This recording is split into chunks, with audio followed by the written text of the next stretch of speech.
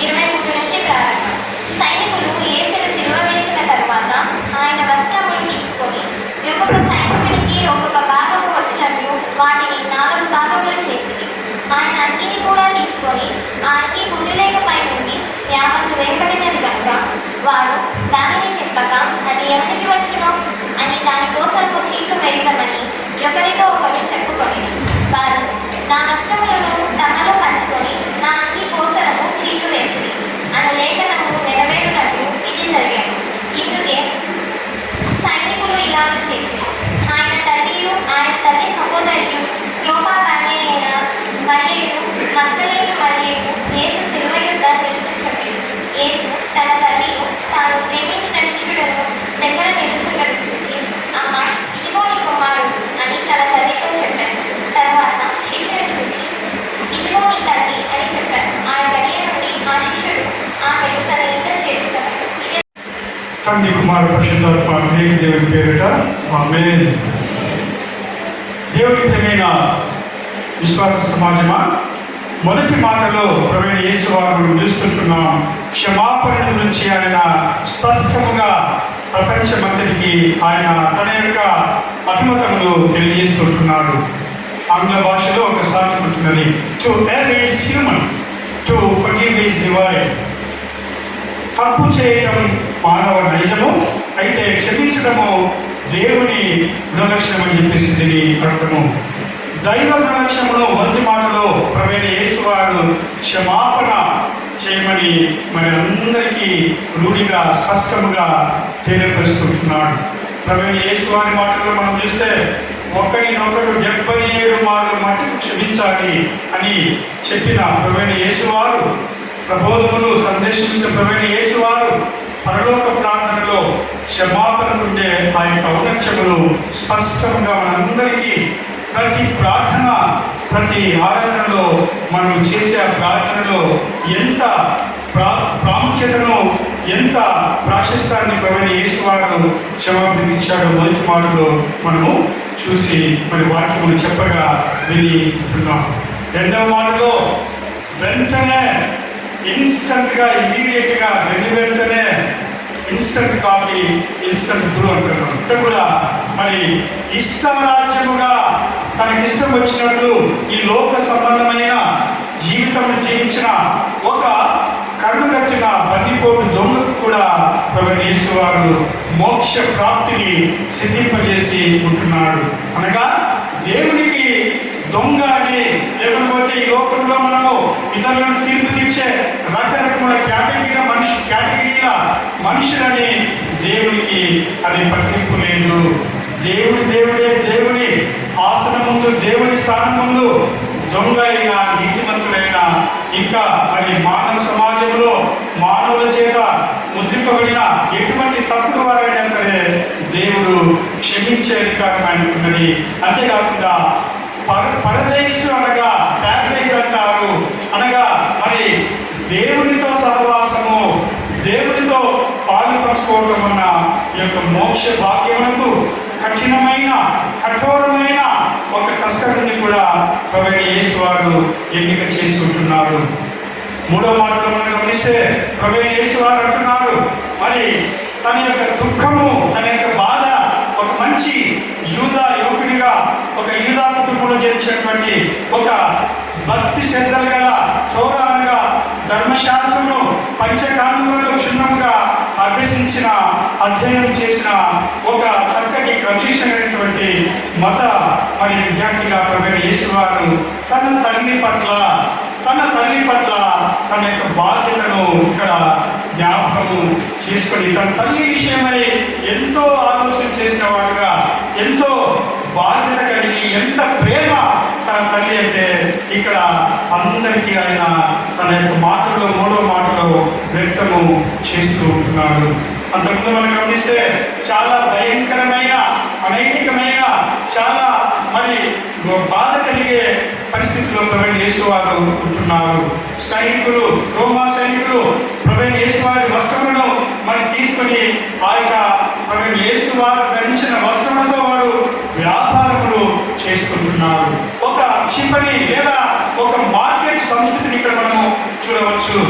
దేవుని మరి ఇదిగో ఆయన యొక్క మరి వస్త్రములను తీసుకొని వాటిని లాగేసుకొని వాటిని భాగములు వేసి చీటీలు వేసి వాటిని పంచుకుంటూ ఉంటున్నారు. చాలా అపరూపమైన అమోఘమైన అచ్చరు కలిగించే ఒక మరి విచిత్రమైన పుట్టుక చేత ఆయన కలిగి ఉంటున్నది. చూస్తే ప్రవైన వారు యేసు వారు చాలా వివస్త్ర స్థితిలో ఉంటున్నాడు. మృతిపైన బట్టలు లేవు, మరి భౌతిక బాధ, ముళ్ళగీయటము, దాహము, మరి మంటలో ప్రవైన యేసు వారు ఇన్ని భౌతిక బాధలు, ఇన్ని లోక సంబంధమైన నరక యాతనలు పడిచి కూడా తన తల్లి తనకు జ్ఞాపకము వస్తూ ఉంటున్నది. మొదటి 5 కాండములను పంచకాండములను తోరా అంటారు హిందీ భాషలో. అనగా దీనిని హిందువులు ధర్మశాస్త్ర ప్రధాన మరి కావ్యంగా భావిస్తారు. నిర్గమాకాండంలో అందరికి బాగా తెలిసిన వాక్యం ఏది? నిర్గమ 20:12 మనం చూస్తే, నీవు దీర్ఘాయుష్మంతుడుగా ఉన్నట్లు నీ తల్లిని నీ తండ్రిని సన్మానించు అని చెప్పిన మాటలు ప్రవీణ యేసు వారు వల్లి వేసుకొని జ్ఞాపకం చేసుకొని తన మరణానంతరం తను చనిపోయిన తర్వాత తన తల్లికి దిక్కెవరు అన్న సుదీర్ఘ ఆలోచనను ప్రవీణ యేసు వారు చేస్తున్నట్టు మనం ఈ మాట ద్వారా అర్థము చేసుకోవచ్చును. 4 స్త్రీలు ఇక్కడ ఉన్నారండి. మరి పురుషులు ఇక్కడ వారి గురించిన వార్తలు లేవు, రాయబడలేదు. కానీ ధైర్యముగా ఆనాటి సమాజంలో స్త్రీలు బయటికి వచ్చి ఇటువంటి భయంకరమైన ప్రమాదకరమైన అపాయకరమైన రోమా ప్రభుత్వాన్ని ఎదిరించి, రోమా మరి కైసర్ని ఎదిరించి మరి ఈ విధంగా బయటకు వచ్చిన దాఖలాలు అది వరకు ముందు లేవు. స్త్రీలు వంటికి కుందేలుగా వంట చేసి మరి భర్తతో దాపత్యం చేసి పిల్లల్ని కని పెంచి అది మరి ముఖ్యంగా తన యొక్క భర్తకు పిల్లలకు సేవ చేయడమే వారి ప్రధానమైన మరి విధి ఉన్నటువంటి సమాజంలో ధైర్యముగా ప్రభువైన యేసు వారి ప్రేమను మరి ఎంత ప్రేమించారో ఈ 4 స్త్రీలు ఇక్కడ మనము చూడవచ్చును. 25వ వచనంలో మనం చూస్తే యోహాను సువార్త 19:25వ వచనంలో మనము చూస్తే ఇక్కడ ఆయన తల్లియు ప్రభువైన యేసు వారి తల్లియు మరియమ్మ, ఆయన తల్లి సహోదరియు మరియమ్మ గారి మరి చెల్లెలి సహోదరి క్లోపాబాలైన మరియు ఆయన తల్లి సహోదరియు ఇద్దరు ఒకటి. ఇక్కడ మన పిన్నమ్మ ప్రభువైన యేసు వారి మరి పిన్ని అని మనము మన భాషలో పిలుచుకోవచ్చు. ఈమె కూడా మరియనే. మరి మగ్దలేనే మరియ, 3 స్త్రీలు ఇక్కడ ఆ యొక్క భయానకమైన చాలా భయంకరమైన ఆ యొక్క మండుటలో ప్రభువైన యేసు వారి శిలువ దగ్గర నుంచొని ఉంటున్నారు. బహుశా ఒకవేళ తన తల్లి పేరు బంధంలో మరి మనకు తెలుసు తన కడుపు కాలిపోబోతుంటున్నది, కాలిపోయి ఉంటున్నది. మరి అరచావులో ఏ క్షణమైనా ప్రభువైన యేసు వారు చనిపోయే అవకాశము ఉంటున్నది. అటువంటి చాలా హృదయ విదారకమైన మరి దృశ్యము ఏ తల్లికి, ఏ కుమారునికి, ఏ తల్లికి రాకూడదని నేను భావిస్తుంటున్నాను. తన కళ్ళ ముందే తన కుమారుడు అంత భయంకరమైన పాశవికమైన ఇదిగో ఒక క్రూరమైన ఒక వేటాడిన జంతువు మాదిరి ప్రభువైన యేసు వారిని వారు సంహరిస్తూ ఉంటే అన్యాయంగా తీర్పు ఇచ్చారు. ఆయన వస్త్రములు మరి పూర్తిగా ఆయనను అవి దోచేసుకుని పంచుకుని ఆయనను మరి అంత భయంకరంగా కన్న తల్లి ముందే అటువంటి చాలా భయంకరమైన బాధలు పెడుతుంటే ఆ కన్న తల్లి గుండె నిజంగా మరి చెదిరిపోయి ఉంటుంది. ఎంత బాధ, ఎంత దుఃఖంలో మరి ఆమె ఉంటుందో ప్రభువైన యేసు వారు తాను ఉన్నటువంటి ఆ యొక్క మరి 100% మానవుడుగా. చాలా మంది ఇక్కడ భ్రమలో చాలా మంది మొక్కలు చెప్తుంటే వింటున్నాము, దేవునికి నొప్పి తెలియదు. ఏసామికి ఆ సమయంలో నొప్పి తెలియదు. దానిని స్టాయిసిజం అంటారు. అనగా నీకేదన్నా కొన్ని ప్రేరణలు ఇంజక్షన్స్ తీపిస్తే నిన్ను మరి కట్టుతో మరి దాడి చేసినా, నిన్ను అక్కడ పొడిచినా నొప్పి తెలియదు. అనిస్థిషియా అంటారు. లోపల ఇచ్చినప్పుడు అనిస్థిషియా ఇచ్చినప్పుడు నొప్పి తెలియదు. సర్జన్స్, డాక్టర్లు, వైద్యులు యొక్క అనిస్థిషియా ఇచ్చినప్పుడు అక్కడ దాన్ని మరి సర్జన్స్ కుట్లు మరి దానిని ఆ దేహము భాగము కోసి కుట్లు వేసి చేస్తారు. గమనించండి, అటువంటిదేం లేదు. ప్రభువైన యేసు వారు మన్నాది 100% ఆయన సంపూర్ణమే. He was totally a complete human being, the man like us. మనవాది ఆయన మానవుడిగా మనము గమనిస్తున్నాం. అయితే అంత బాధలో కూడా మనం ఆలోచన చేస్తే తన తల్లి యొక్క అప్పగింతలు, తన తల్లిని గురించినటువంటి శ్రద్ధను ప్రభువైన యేసు వారు కలిగి ఉండటం చాలా ఆశ్చర్యం వేస్తుంది.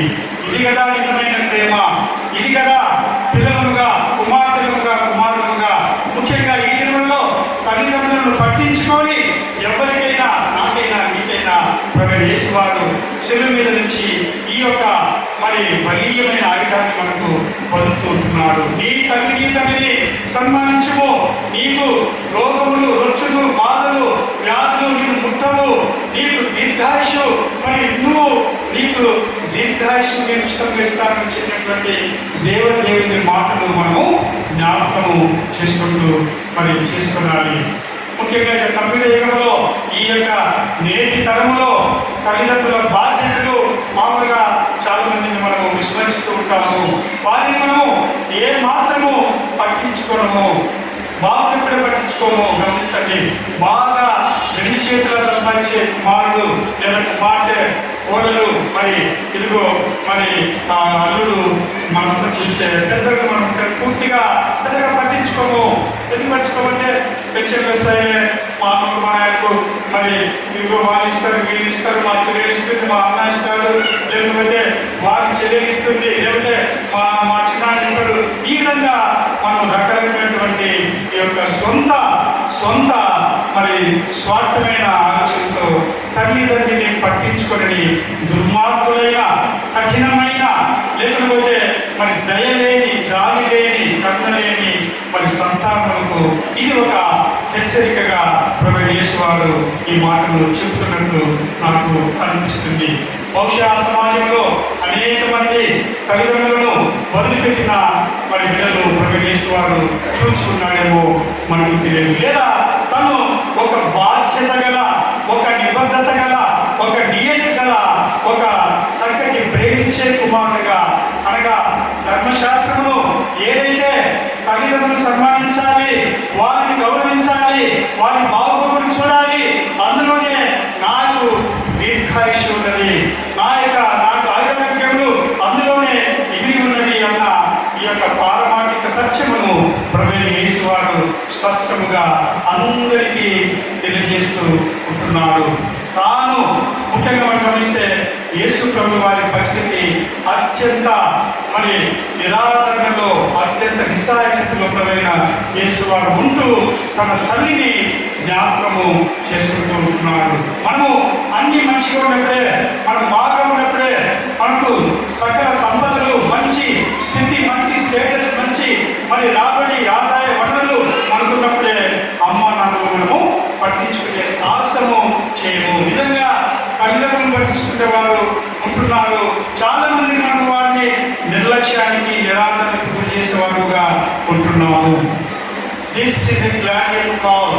This is a one call to all those rude and cruel children who do not care for their parents.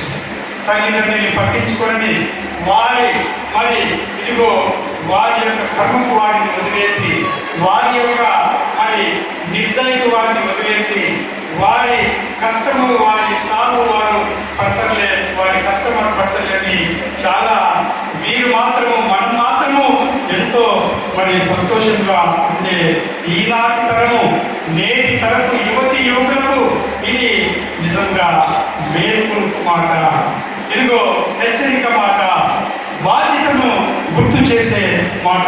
క్రైస్తవ పిల్లలారా, క్రైస్తవ యువతి యువకులారా, క్రైస్తవ పిల్లలారా, క్రైస్తవ విజయులారా, మీ యొక్క తల్లిదండ్రుల విషయంలో మీరు ఎటువంటి ట్రీట్మెంట్, ఎటువంటి ఏకంగా మీరు మరి వారిని చూసుకుంటున్నారో మీ అందరికీ నేను కాదు, ప్రభువైన యేసు వారే ఈ యొక్క బాణను సంధిస్తూ ఉంటున్నాడు. సామెతలు 23:22 చదవాలి గట్టిగా. సామెతలు 23:22 త్వరగా మైక్ తీసుకొచ్చారు. సామెతల గ్రంథము 23:22 గట్టిగా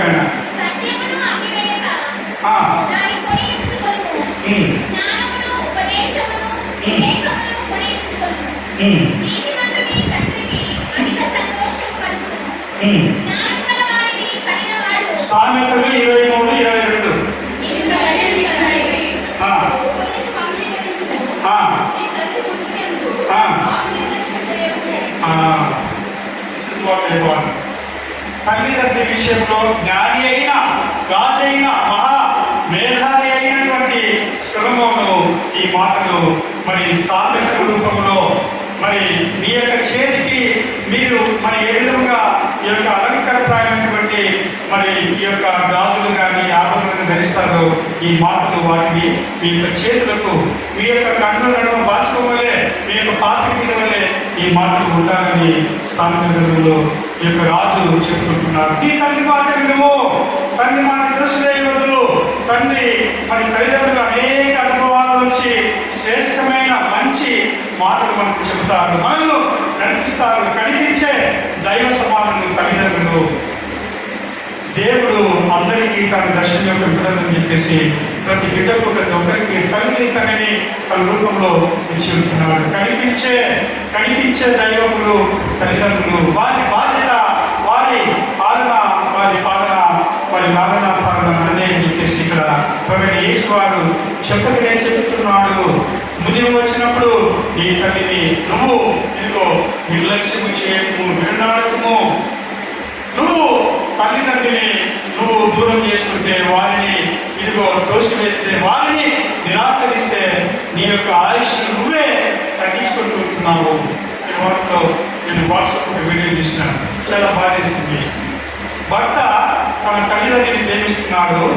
మరి ఆయన భార్య కోడలు మరి ఆ భర్త లేని సమయంలో పెన్షన్ అత్త దగ్గర పెట్టుకుంటే చుట్టుపట్టి లాగి అత్తను మరి కొట్టి కాలుతో చేతితో కొట్టి ఆ పెన్షన్ లాక్కొని భర్తకు ఫోన్ చేసి మీ అమ్మాయి తప్పిస్తున్నది, డబ్బులు పిల్లలకు లేదని ఇవ్వడం లేదని చెప్పేసి అత్తను దుర్మార్గంగా మరి ఈసి కాలుతో ఎగురుతుందని చాలా బాధ వేసింది. ఈ మాట నేను మరి ఖచ్చితంగా మీ ముందు జ్ఞాపకం చేయాలని చెప్పేసి నాకు దేవుడు తరపు తీసుకుంటున్నాడు. తల్లిదండ్రిని అన్నం గడిపోయినా బాధ లేదు, మరి వారిని పట్టించుకోకుండా బాధ లేదు. వారిని తగ్గడం కొట్టడం నీ గోతిము తీసుకున్నట్లే లోయ కాకులు మరి నీ కన్ను పీకుతుంటాయి, హఠాత్తుగా నువ్వు నాశనమవుతావు. అయితే ప్రభువైన యేసు వారు ఇందుకు భిన్నముగా తల్లి పట్ల మూర్తి పట్ల మాతృదేవోభవ, తల్లి దైవ సమానమని తన మరి మరణానంతరం తన యొక్క బాధ్యతలు తనకి ఇష్టమైన శిష్యుడు మరి యోహానుని పిలిచి మరి అమ్మ, అయ్యా కుమారుడా, ఇదిగో నీ తల్లి, అమ్మ ఇదిగో నీ కుమారు, don't worry even after I die my place, my closest brother will look after you. నేను చనిపోయిన తర్వాత ఆ స్థానంలో యోహాను తీసుకుంటాడు. ఆ క్షణం నుంచి మరి మరియ మాతను మరియ తల్లిని యేసు ప్రభువు చనిపోయిన తర్వాత వెంటనే ఆ క్షణంలోనే యోహాను మరి ఇదిగో తన ఇంట్లో నేర్చుకుని అన్ని తానే యేసు ప్రభు పాత్రను యోహాను పోషించినట్లు మనం వ్యాఖ్యాన గ్రంథాల్లో మనము చూస్తాం. ఇదే మాదిరి రూతును మనం చూస్తే తన భర్త మరణానంతరం తన స్వదేశానికి వెళ్ళకుండా తన అర్థ విషయంలో నీ దేశమే నా దేశము, ఇదిగో నీ జనమే నా జనులు, మరి ఇదిగో ఇక్కడే నేను చనిపోతాను, నీవే నా ఇల్లు, నీ దేశమే నా దేశము అని త్యాగం చేసుకొని మరి యుక్త వయసులో మరి తన భర్త చనిపోతున్నాడు, తన అత్తకు దిక్కివ్వడం చెప్పేసి ఆమె నిజంగా తన అత్త క్షేమం కోరి అక్కడే ఉండిపోతుంది. యోసేపు మనం చూస్తే ఐగుప్తు దేశంలో కరువు కాటుకు వచ్చినప్పుడు తన తండ్రిని చూడాలి అని తను మంచిగా తీర్చిపడ్డప్పుడు, మరి తను సమృద్ధిగా అధికారంతో ఉన్నప్పుడు అందరికీ రేషన్ మరి ధాన్యం ఇచ్చే ఉన్నతమైన పదవిలో మరి అక్కడ ఐగుప్తు దేశంలో ఉంటున్నాడు. తన తండ్రిని తన యొక్క సహోదరుని పిలిచి వారి బాధ్యతలు మరి చూస్తూ ఉంటున్నాడు. అవసాన దశలో ఇదిగో ముఖ్యంగా దేవునిలాగా విశేషంగా ఈ యొక్క కృత్రిమ మరి కంప్యూటర్ యుగంలో మరి ఇదిగో ఈ యొక్క స్మార్ట్ ఫోన్ యుగంలో లేదా సమయం లేని ఎవరి అందరూ కూడా మనమందరము మన యొక్క సొంత ప్రపంచాల్లో బిజీగా ఉంటున్నాము.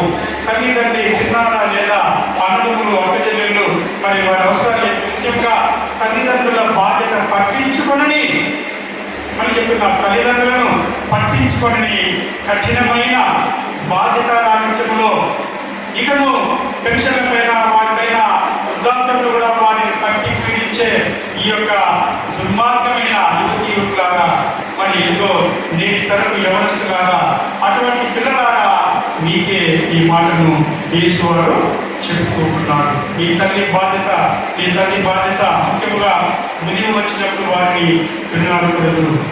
దీనిని ఆంగ్ల భాషలో ఫిలియల్ డ్యూటీస్ అంటారు.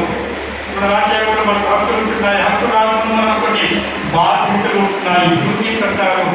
విధి వేరు, హక్కు వేరు. మరి విధులు డ్యూటీ లేకుండా నీకు హక్కు లేదు. నీ తల్లిదండ్రుని నువ్వు చూడటం నీ బాధ్యత. చనిపోతూ ప్రొవైడ్ చేసేవారు ఒక తన విధిని, తన బాధ్యతను నేను ఉన్నాను కాబట్టి physically no more, physically I got to die and leave this world in my absence please look after my mother. నేను ఉండను, నేను మరి ఇదిగో నేను అదృశ్యమైపోతున్నాను, నేను చనిపోతున్నాను, నా తల్లికి దిక్కెవరన్న ఆలోచన శ్రేష్టమైనది. ఈ ఆలోచన దివ్య పరలోక సంబంధమైనది. ఈ ఆలోచన గంభీరమైనది. ఈ ఆలోచన బాధ్యతతో కూడుకున్నది. ఈ ఆలోచనలో నీ తల్లిదండ్రులను ప్రేమిస్తుంటున్నావు. అగపే ప్రేమ ఎటువంటి ప్రతిఫలం ఆశించకుండా పిల్లలారా, యవనస్తులారా, కుమారులారా, కోడలు అల్లులారా, మన కుటుంబ పెద్దలు మనము గౌరవిద్దాం. వారి వారి వారి అవసరాలు, వారి బాగోగులు మనము చూడాలి అని తాను కఠినమైన మరణ చనిపోతూ శ్రమ అనుభవిస్తూ తాను ఆదురైపోతూ తన తల్లిని గురించినటువంటి చెప్పిన శ్రేష్టమైన పనులు. బాధ్యత తీసుకుందాం. ఇదిగో తల్లిదండ్రులను ప్రేమిద్దాం. వారి బాగోగులకు మనము ప్రధానంగా ఒక నిధిని ఏర్పాటు చేద్దాం. కాబట్టి దుర్మార్గమైన పట్టించుకొనని అమ్మానాన్నలు, రక్త సంబంధపు బాధ్యతలు పట్టించుకొనని కఠినమైన వారు మీకే ఈ యొక్క హెచ్చరిక. మిమ్మల్నే ప్రభువైన యేసు వారు మారమని మీకు మనందరికీ ఈ మాటలు మరి చెబుతూ ఉంటున్నాడు. అమ్మా ఇదిగో నీ కుమారుడు, అమ్మా ఏడవద్దు, అమ్మా నీకు తొందరలేదు, అమ్మా నేనున్నాను, ఇదిగో నీకు అన్ని ఈయన మరి యోగాన్ని చూస్తాడు, నీ యొక్క అన్ని అవసరాలు ఆయన చూస్తాడు. కుమారుడా, ఓ మై డిసైపుల్, ఇదిగో ఓ మై సన్, ఇదిగో నా తల్లిని నువ్వు చూసుకోవాలి. అప్పగింతలు లేదా ఈ యొక్క బాధ్యతలు అప్పచెప్పుకుంటున్నాడు. వాటిని ముగిస్తున్నాను మాట వాక్యాన్ని. బాధ్యత కలిగి ఉందాం, తల్లిదండ్రులను ప్రేమిద్దాం, వారిని గౌరవిద్దాం. వారు బాగలేనప్పుడు వారి వృద్ధాప్యంలో వారిని చూసుకుంటే నిన్ను నువ్వు బాగుగా చూసుకున్నట్టే, వారిని మంచిగా చూసుకుంటే నీ యొక్క ఆయుష్ను నువ్వు పెంచుకున్నట్టే.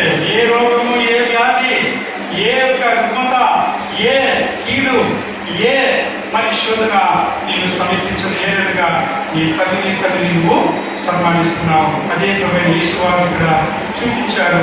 మరి ఇదే స్ఫూర్తితో, ఇదే ప్రేరణ చేత ప్రభువైన యేసు వారి మాటను మనము అమలు చేద్దాం. దేవుడు మంచి మనసు మనకందరికీ ఇచ్చినగాక. ఆమేన్.